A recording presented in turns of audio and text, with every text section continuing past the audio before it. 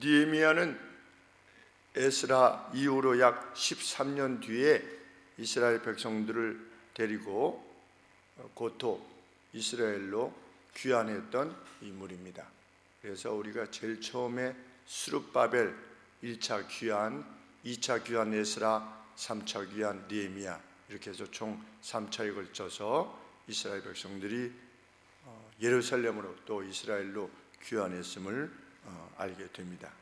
느헤미야가 활동했던 시기는 주전 444년부터 430년 경으로, 학자들은 말라기 선지자가 말라기가 사람 이름인지 아니면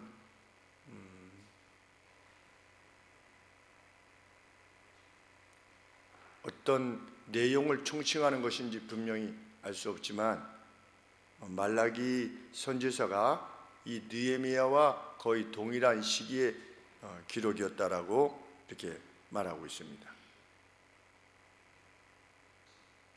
조금 전에 말씀드린 바와 같이 앞선 13년 전인 445년 에스라에 의해서 42,360명이 이스라엘로 이미 2차 귀환한 상태입니다.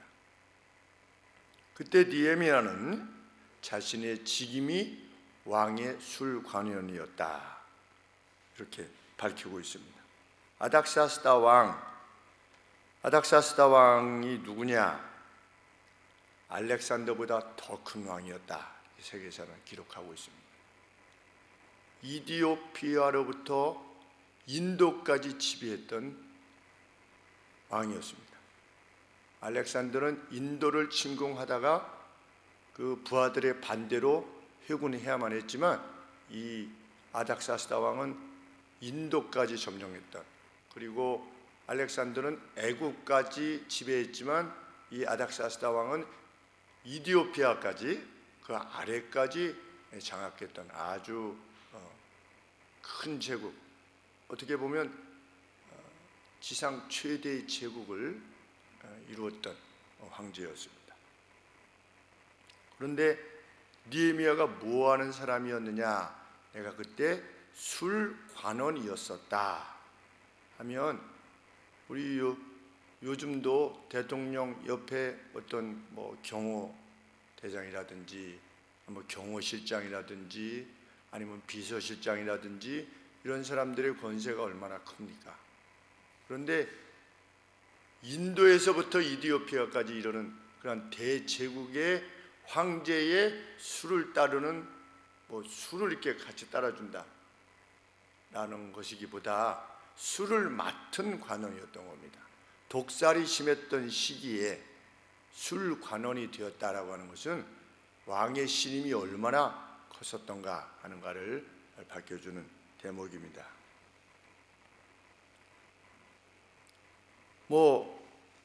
왕의 신임이 의미하는 바가 얼마나 막강한 것이었는가, 이렇게 생각을.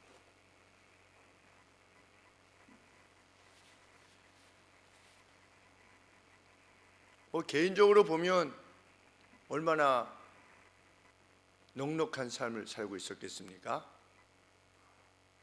그런데도 불구하고 느헤미야는 그런 상황 가운데서 자신이 땅에 주저앉아서 하나님 앞에 기도하기 위해서였겠지요. sit down 했다 했습니다.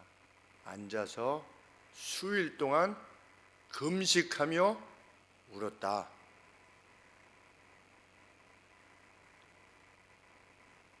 이런 슬픔이 있는 사람이 하나님 나라 백성인 줄 압니다.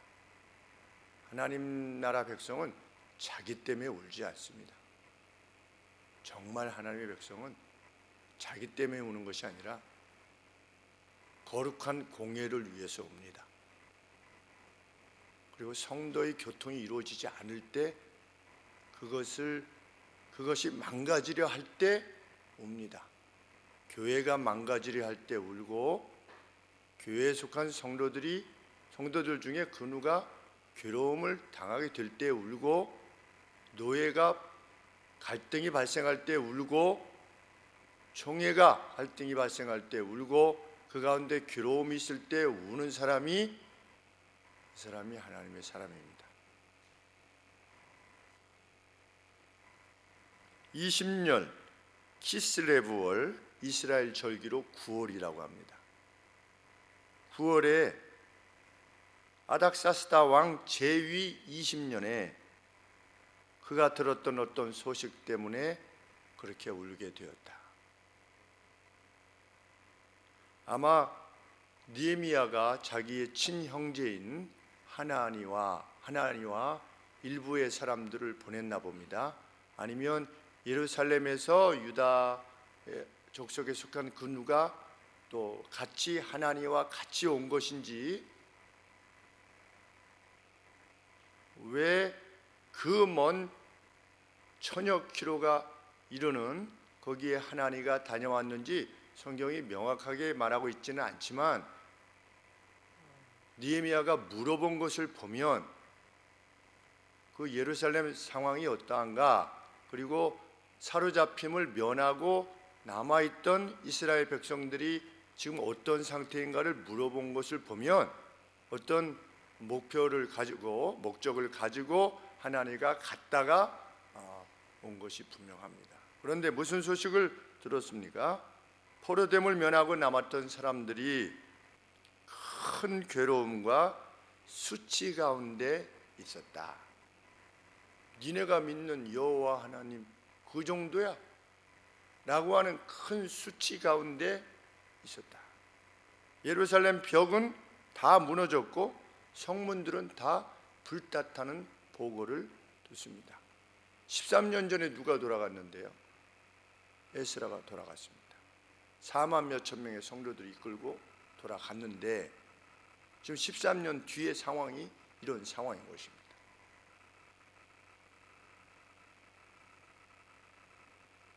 말라기 선지자가 동시대의 선지자가 분명하다면 그 남아있는 사람들이 상태가 외적인 문제뿐만 아니라 내적으로도 영적으로도 완전히 타락해 있었음을 알게 됩니다. 왜냐하면 말라기 선지서에 보면 1장 7절에 보면 너희가 더러운 떡을 내게 바쳤다, 이런 말씀을 하고 계시기 때문입니다. 영적으로도 타락해 있고 제사도 다 더러운 떡을 내게 바쳤다 라고 할 정도로, 그러면 상황이 어떤 것입니까? 영육이 완전히 지극히 악한 상태에 있었다는 것을 알게 됩니다.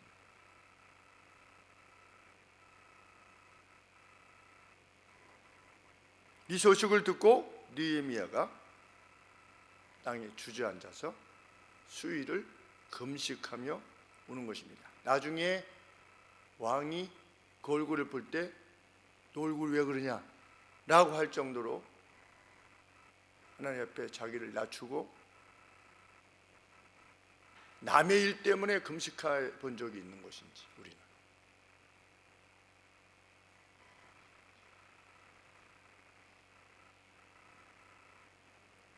참 슬픈 오늘의 자화상들입니다. 남의 고통을 위해서 울며 금식해 본 적이 있는 것인지, 이 말씀을 살피면서 저 자신도 많이 생각을 돌이키게 되었습니다. 단순한 기도가 아니라 이 땅이 얼마나 참 위기에 직면해 있습니다. 사실은 이 땅의 생각들의 분열, 이 갈등들, 사람들이 사람을 말할 때 괴롭게 말하는 이 시기, 그래서 순간 우리들 마음들도 어떤 원수됨으로 흔들리게 되는 이러한 상황을 위해서 정말 눈물로 호소하며 금식하며 기도하는 성도들, 정말 다시 한번 생각해 보게 되는 말씀이 아닐 수 없습니다.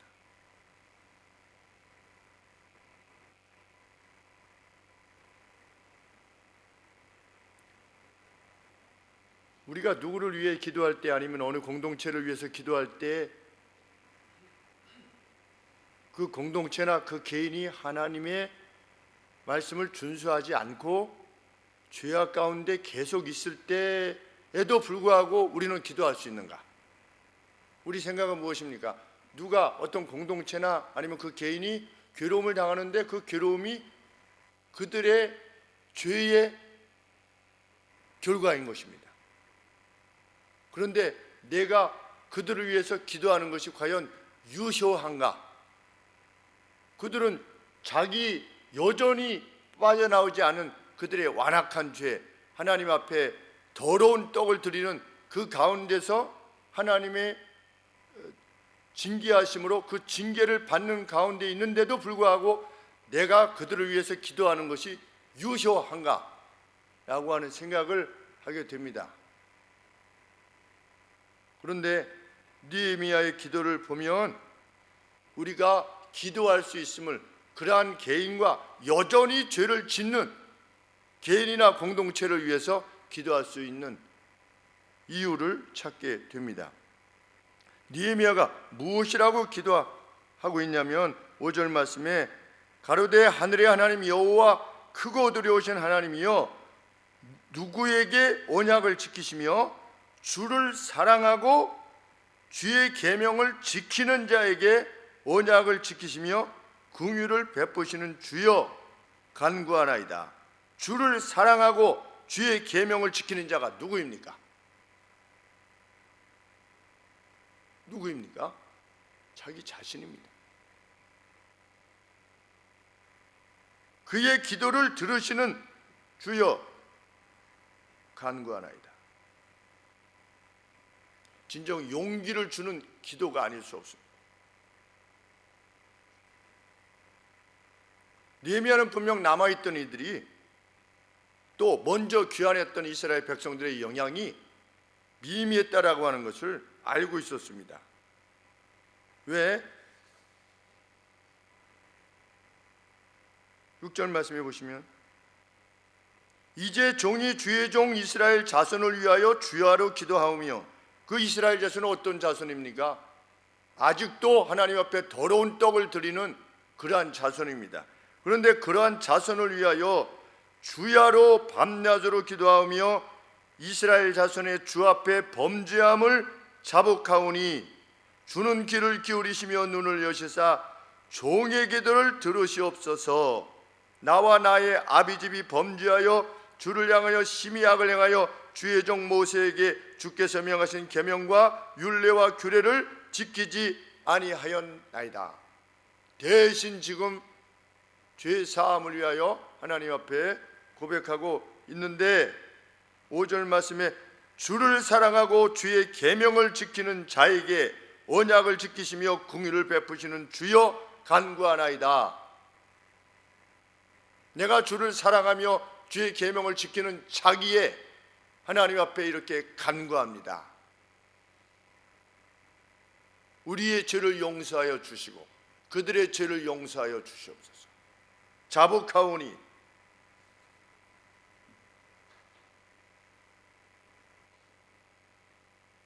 우리는 하나님 나라의 회복을 위하여 간절한 소원을 짓는 이가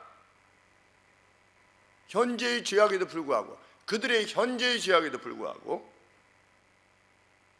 그들 죄악 때문에 고통 가운데 있는 그 누구를 위해서라도 기도할 수 있음을, 하나님 앞에 간절한 기도로 자비를 구할 수 있음을 배우게 되는 것입니다. 단서는 무엇입니까? 기도하는 내가 하나님을 사랑하고 계명을 준수하는 이가 되는 것입니다.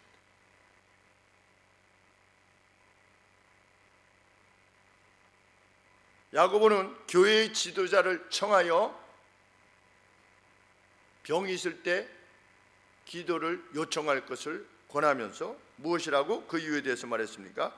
의인의 기도는 역사하는 힘이 크다. 의인의 기도는 역사하는 힘이 크기 때문이다. 죄도 용서하실 것이다. 이렇게 야고보서에서 야고보가 밝히고 있습니다. 의인의 기도, 누가 의인입니까? 하나님을 사랑하고 하나님의 계명을 지키는 자, 그가 의인입니다. 의인의 기도는 역사하는 힘이 크기 때문이다. 심지어 죄도 용서해 주실 것이다. 기도할 수 있으면 용기가 나는 것입니다. 그 누가 버리지 못하는 죄 가운데 여전히 있을 때도 불구하고 기도할 수 있게 되는 것입니다. 이 말씀을 살필 때 참 오늘 14단지 노인정 어르신들이 헤이리의 장당콩마을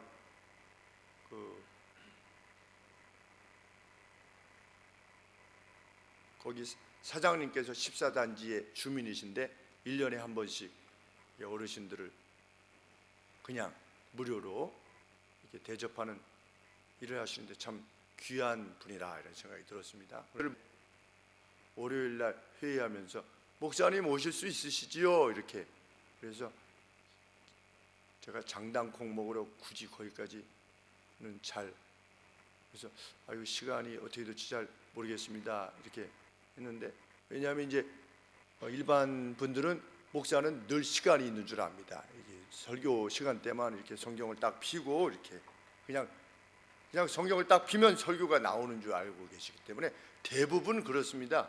그 교회 다니시는 분들도 목사하면 이제 설교가 그냥 성경 딱 펴면 그냥 나오는 줄 알고 생각하시기 때문에 뭐 이게 시간 될 때 목사님 시간 되시지요? 이렇게 늘 이야기를 하십니다. 그래서 수요일이라서 어떨지 잘 모르겠습니다. 그런데 나중에 곰곰이 생각해 보니까 누가 차편을 거리로 이제 가야 되는데 그래서 모시고 다녀왔습니다.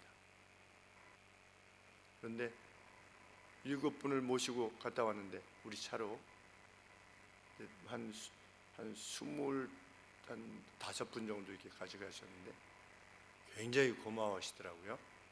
고마워하시면서 또 그 가운데는 권사님도 계시고 집사님도 계시고 세중앙교회 다니시는 집사님도 계시고 또 저 세영교회인가요? 저 단지 중앙상가 쪽에 새 무슨 교회가 있는데 거기 다니시는 성님도 계시고 그런데 이제 앞에 타신 권사님께서 하시는 말씀이 몇 분 정도나 회집하세요? 그래서 제가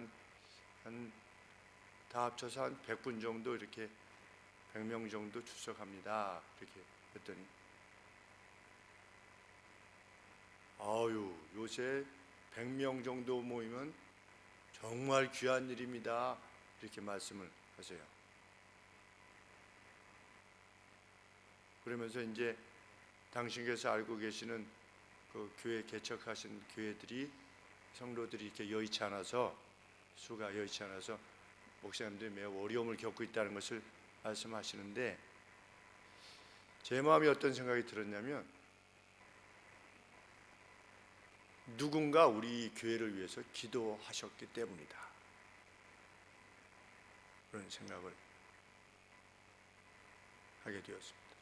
제가 화평교회 이제 가끔 이제 개척하고 나서 갈 때마다 권사님들께서 목사님 저희가 권사회에서 매주 목사님 하늘소망교회에서 기도하고 있어요. 의인의 기도는 역사하는 힘이 크다.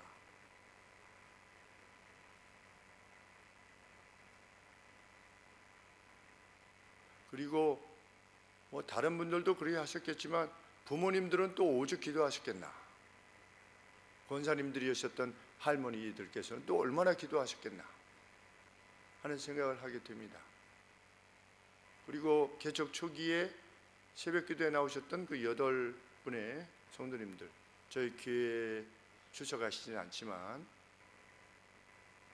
월화수목금 5일을 이렇게 1년 내내 거의 객은 상태로 행하시면서 저희를 위해서 기도해 주셨던 성도님들의 기도, 이 기도들을 하나님께서 그냥 두시지 않았음을 확신하는 것입니다.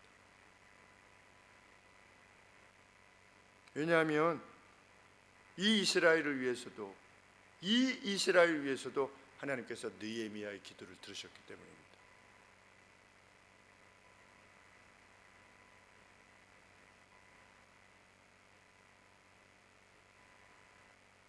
소돔의 롯은 분명 의인이었습니다. 그럼에도 불구하고 성경은 하나님께서 아브라함의 기도를 들으셨다, 아브라함을 기억하셨다 라고 표현하십니다. 그 누가 현재를 슬픔으로 인식할 만큼 느헤미야 자신의 현재를 슬픔으로 인식할 수 없어야만 했습니다. 개인적으로는 무슨 슬픔이 그에게 있을 수 있겠습니까? 그러나 그 누가 자신의 현재를 슬픔으로 인식할 만큼 믿음의 공동체를, 자기가 속하여 있는 또 사회를 위해서 마음을 가진다고 하는 것, 진정으로 가슴 뜨거운 일이 아닐 수 없습니다. 그 누군가의 심장에 그런 뜨거움을 지닌다고 한다는 것, 그가 누구를 사랑하지 않을 수 있겠습니까? 그런 심령을 가진 사람이라면 내 앞길이 어떻게 될 것인가? 대부분은 거기서 멈추고 예수님 믿는 사람들도 거기서 멈춥니다. 나는 앞으로 무엇으로 먹고 살 것인가? 나의 노년 때는 나는 돈 쓰는데 문제가, 재난에 직면하지는 않을까? 대부분 믿는 사람들도 거기에 넘어지고 걸려서 그렇게 해서 굶어 죽은 사람이 없지 않습니까? 그렇게 해서 굶어 죽은 사람이 없습니다. 정말. 그런데도 불구하고 예수님 믿는 사람들의 그 기쁨과 슬픔이 나의 관계에 되어져서 어떻게 했느냐로만 되어진다면 그를 어떻게 하나님 나라의 백성이라 이렇게 말할 수 있겠습니까?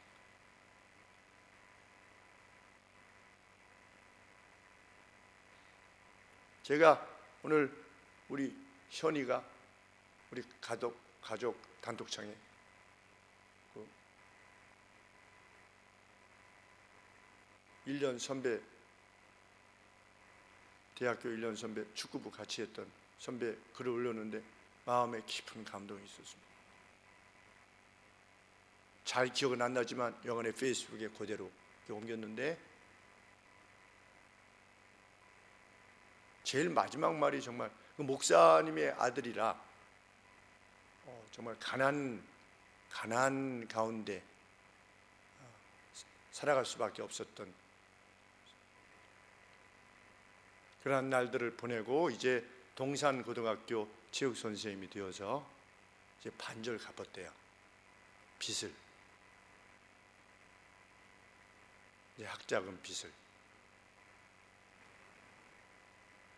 그리고 살아온 날들 가운데 남들이 생각했던 옷, 무슨 좋은 것들, 이런 것들에 대해서 한 번도 마음을 쓸 수밖에 없는 날들을 살아왔지만 마지막 내용 세 줄이었는데 이게 무슨 뜻인가 이렇게 생각해 보았는데 결국은 이렇게 방이 모퉁이가 있지 않습니까? 방이 모퉁이가 있는데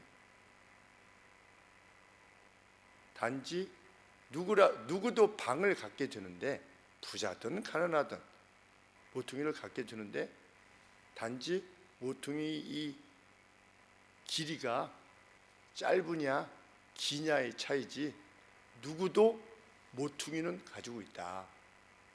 이런 글을 올렸어요. 참, 청년의 하나님의 사람, 가난 가운데 살 수밖에 없었던 목사의 아들이 자신의 지나온 그 힘겨운 삶에 대해서조차 단지 그것은 방의 크기일 뿐 누구나 내 모퉁이는 가지고 있다 라고 하는 그 참 기백어린 그 고백을 하고 있는 것을 볼 때 참 마음에 감동이 컸습니다. 그리스도인은 우겨쌈을 당해도 뭉개지지 않는, 이 느헤미야는 재난 가운데 부르짖고 있는 것이 아니라 그 누구의 슬픔에 대해서, 하나님 나라의 그 열악한 상황에 대해서 눈물을 흘리며 호소하는 그런 마음을 지니고 있다는 것, 그것이 이 청년이 지니고 있는 마음과 동일한 것이 아니겠는가, 그런 생각을 하게 되는 것입니다.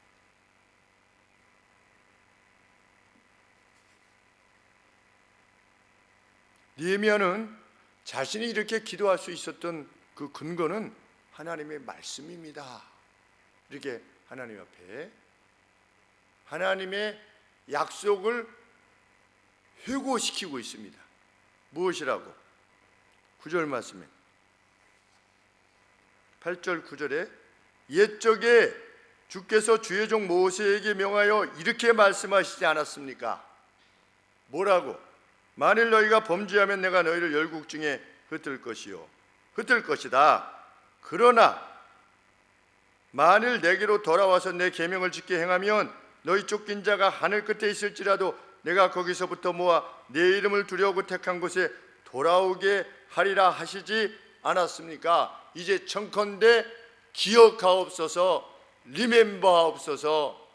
하나님, 하늘 끝에 가 있어도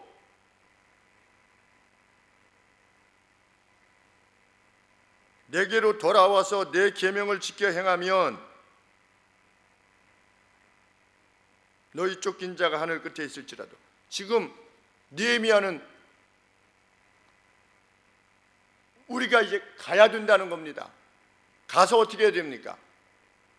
그 비참한 형편에 있는 그들을 회복시켜야 되는데 여기서 가야 된다는 겁니다. 자체 회복이 불가하지 않습니까? 지금 상황을 보면 다 불탔을 뿐만 아니라 영적인 상황도 더러운 떡을 드리는 그러한 상황이기에 여기서부터 가야지요. 그러니 하나님의 약속을 기억하옵소서. 뭐라고? 하나님을 사랑하고 하나님의 계명을 지키면 돌아가게끔 하신다고 하셨으니 우리 기도를 들으소서.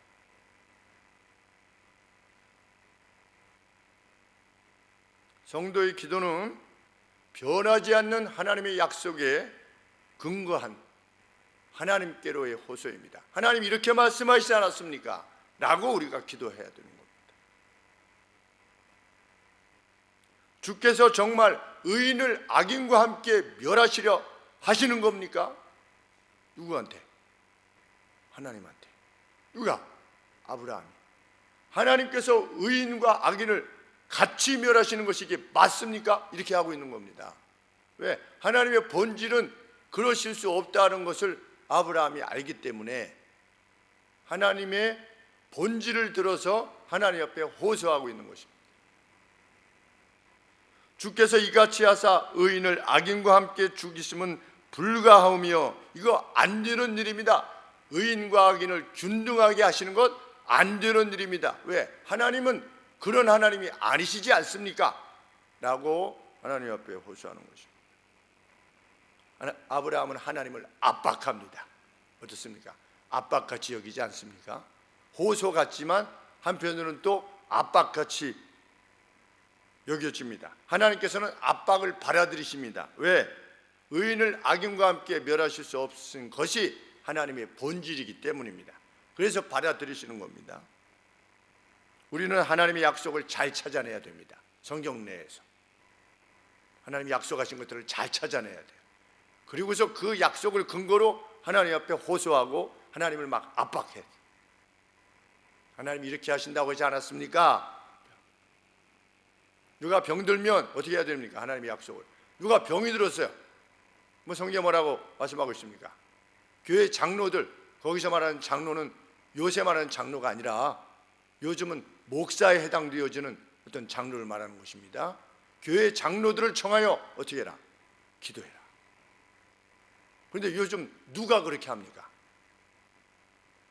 집에 병 났을 때, 누가 병이 났을 때 목사님 좀 와서 기도해 주십시오 하는 성도가 누가 있습니까? 거의 없습니다. 그만큼 안 믿는 겁니다. 성경이 있어도, 하나님의 약속이 있어도 믿질 않습니다. 그거 좀 더 아픈 꼭 죽을 암이 걸렸다든지 이럴 때나 요청도 아니죠. 목사님 바쁘신데 정말 목사가 가서 기도할 때 하나님께서 역사하신다라고 믿는다면 목사님 바쁘신데 다른 데 좀 보시고 말씀 준비하시고 저희는 저희가 알아서 하겠습니다. 그럴 수 있겠습니까? 정말 믿는다면.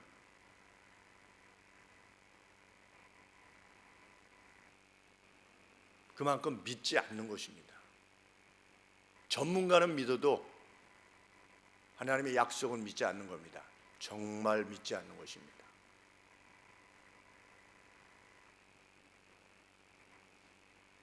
그가 부활을 믿는다는 것이 신기합니다.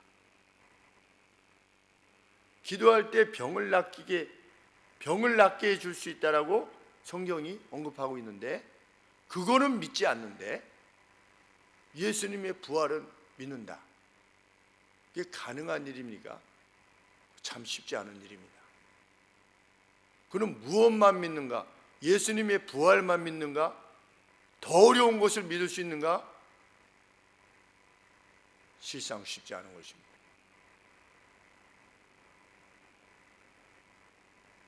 우리 고넬료가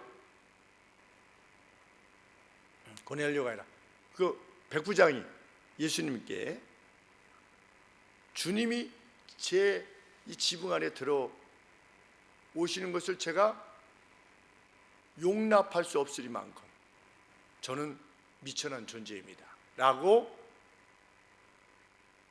예수님에게 말했을 때 내가 이스라엘 전체 가운데 이만한 믿음을 가진 사람을 보지 못했다 이렇게 말씀하셨습니다. 오늘 그 누가 목사님 하나님께서 교회에 목사에게 위임하신 하나님의 그 영적 권위로 말미암는 목사 개인은 아니지만 목사라고 하는 직분에 위임하신 하나님의 권위를 인식하여서 제 아들에게 제 딸에게 안수하여 주소서 병을 낫게 하기를 무슨 어떤 일이 있을 때 함께 기도해 주세요 라고 하는 것은 저기 어디 다른 믿기를 잘하는 방언을 많이 하고 할 때 막 안수 기도를 막 하는 그러한 교단에서만 행해지는 우리가 볼 때 저렇게까지 믿으려고 그래 라고 하는 그런 차원에서의만의 믿음일 수 없다라고 하는 것이 성경의 가르침인데도 불구하고 그 누구는 그렇게 기도합니다. 격없는 그렇게 기도를 요청하고 사람들에게 그것을 알리고 이럴 때 그것을 격없는 신앙생활이라고 생각합니다. 그렇게까지 모르게. 그래서 누구가 문제가 생길 때 자기에게 문제가 생겼다고 하는 것을 사람들한테 알리는 것을 기도를 요청하는 것을 꼴입니다. 목사님만 알고 계세요. 가령 예를 들면 그것이 왜 목사만 알고 있어야만 되는 내용입니까? 정말 성도들이 같이 기도할 때 그 기도가 응답될 것이라고 하는 것을 믿는다면 하나님께서 그 의인들의 기도를 들으신다라고 하는 것을 정말 믿는다면 그렇게 할 수 없습니다. 그래서 정말 그것을 믿는 사람들은 어떻게 합니까? 자기의 내용들을 좀 더 많은 사람들에게 알리기를 원합니다. 그 가운데 자신을 위해서 기도해 줄 사람이 있다고 하는 것을 마음에 기대하면서 그렇게 알리는 것입니다. 목사님, 저 이것을 위해서 기도해 주세요. 저도 다른 목사님들 만날 때 제가 기도를 요청합니다. 우리 교회 기도 제목들을 가지고 특별히 무엇이 있을 때 기도를 요청하고 있습니다. 그 대표적인 것들이 우리 홍영민 집사님 그 사업을 위해서 제가 기도해 달라고, 우리 저 용인에 내려가면 우리 후배 목사님 한 20분 정도 계신데 만날 때마다 제가 기도 요청합니다.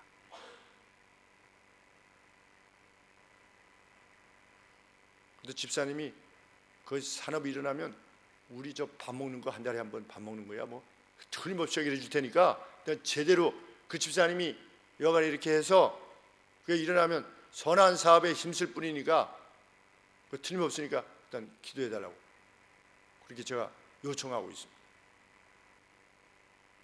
한 2, 3년째 지금 기도하고 있는데 조금만 기다려봐 그랬더니 목사님 계속 기다려야 됩니까? 계속 기다려야 돼. 하나님이 가장 정확한 때에 주실 거야.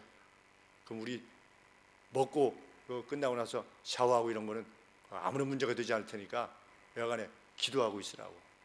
여기 다 기억하고 있어요. 왜 제가 그렇게 기도합니까? 누가 아주 심하게 아플 때 우리 교회 성도님 누가 이렇게 편찮으신데 그것을 위해서 기도해줘 잊지 말고. 우리는 기도의 능력을 믿습니다. 왜? 그건 하나님의 약속이니까.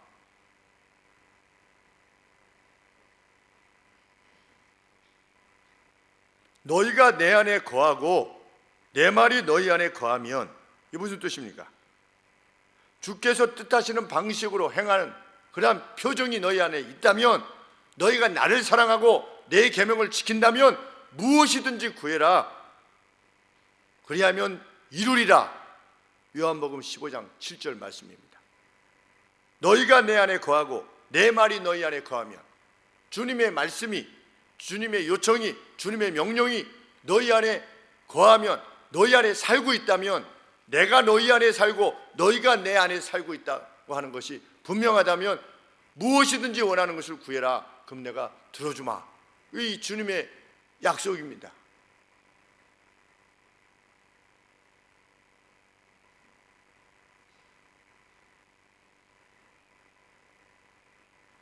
느헤미야는 기도할 때 애절하면서도 주저함이 없습니다. 왜? 하나님과 하나님 백성을 위한 기도였기 때문입니다. 11절 말씀에 오 주여, 주의 귀가 주의 종의 기도와 주의 이름을 경외하기를 기뻐하는 주의 종들의 기도에 주의토록 하소서. 주님, 주여 하나님이시여, 하나님의 귀를 누구에게 주의하소서? 주의 종과 자기지요. 그 다음에 주의 이름을 경외하기를 기뻐하는 주의 종들. 그러니까 혼자 기도한 것이 아니라 주의 이름을 경외하기를 기뻐하는 주의 종들이 있었던 것입니다. 우리는 느헤미야와 동일한 목적으로 함께 기도하고 있었던 기도의 동역자들이, 의인들이 있었음을 알게 됩니다. 주의 종으로 오늘 성공케 하시고 그에게 이 사람 앞에서 총애를 입게 하소서. 이 사람 앞에서 총애를 입게 하소서. 이 사람이 누구인가? 아닥사스다 왕입니다. 이미 그는 술 따르는 관원이었습니다. 그런데 내가 이 왕에게 총애를 입게 하소서 나로. 그래서 이 왕에게 요청할 수 있도록, 왕의 마음이 열릴 수 있도록 도와주옵소서, 이렇게 호소한 것입니다. 왜? 그 당시에 이스라엘로 가기까지는 각 지역에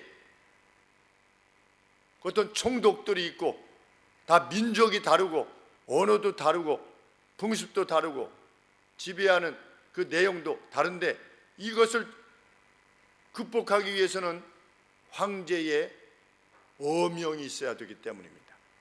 그래서 총애를 하나님 앞에 구하는 것입니다. 하나님, 황제가 저를 총애할 수 있게 해주소서.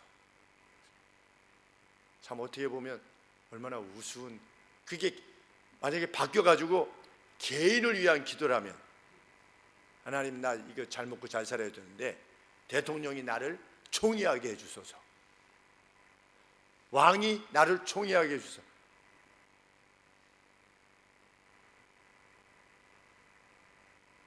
그런 수치스러운 기도를 하지 않는 것입니다. 그리스도는.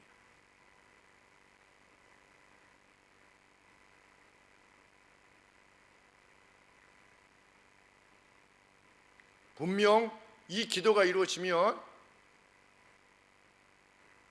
어떤 일이 발생하는 겁니까? 개인적으로는 거기까지 가야 됩니다.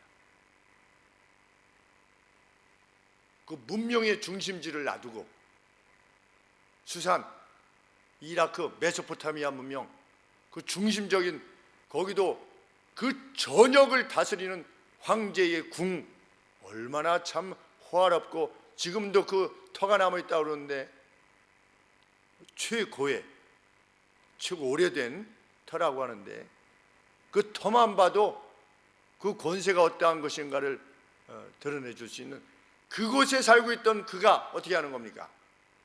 천 몇백 킬로 되는 그 험한 곳을 향해서 가는 겁니다. 이끌고 가서 뭐 했습니까? 이 뒤에서 보면 그 이스라엘 백성과 함께 성을 쌓았어요. 뭐 이게 딱 앉아가지고 오늘 저기 벽돌은 저기로 하고 이렇게 지시한 게 아니라 자기 자신도 어떻게 했다. 밤에 잘 때 갑옷을 벗을 수 없었다. 옷을 무장을 해제할 수 없었다. 그만큼 원수로부터 위협이 컸기 때문에. 그리고 한 손에는 창을, 한 손에는 무기를, 한 손으로는 낫을 들고 호미를 들고 일할 수밖에 없었다. 그런 상황에 처할 수밖에 없었던 겁니다.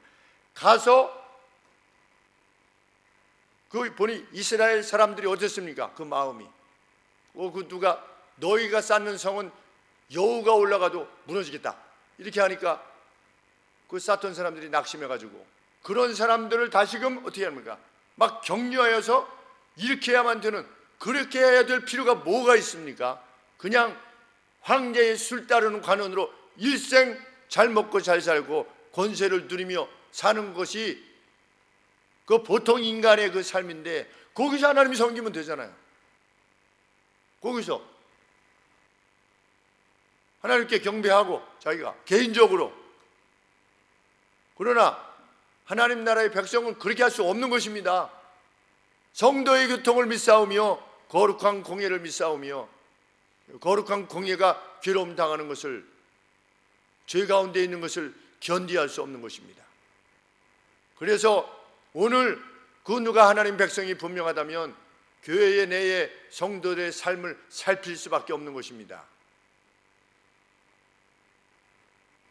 그리고 좀 자기와 좀 마음이 안 맞는 그러한 사람이 있어도 개의치 않는 것입니다.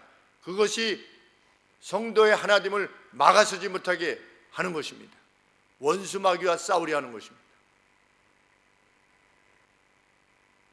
가슴에 뜨거움을 줍니다.